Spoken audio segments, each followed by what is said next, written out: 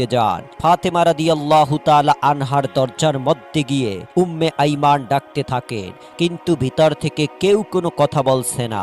উম্মে আইমান আবার দরজায় নক করলেন, কিন্তু ভেতর থেকে কেউ দরজা খুলছে না। তারপর উম্মে আইমান দরজার ফাঁক দিয়ে ঘরের ভিতরে তাকাইয়ে দেখলেন হযরত ফাতেমা রাদিয়াল্লাহু তাআলা আনহা রুটির জাতা পিষতে পিষতে ঘুমিয়ে পড়েছেন এবং তার চোখের মধ্যে একজন মহিলা বসে তাসবিহ পাঠ করেছে এবং আরেকজন মহিলা হযরত হাসান এবং হুসাইন রাদিয়াল্লাহু তাআলা আনহুকে দোলনার মধ্যে দুধ খাওয়াচ্ছে।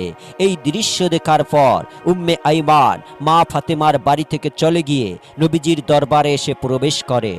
নবীজিকে সালাম দিয়ে উম্মে আইমান নবীকে বলেন, ইয়া রাসূলুল্লাহ, আমি কোনো এক দরকারে ফাতেমার বাড়িতে গিয়েছিলাম, তার ঘরের মধ্যে আমি এমন দৃশ্য দেখতে পেলাম।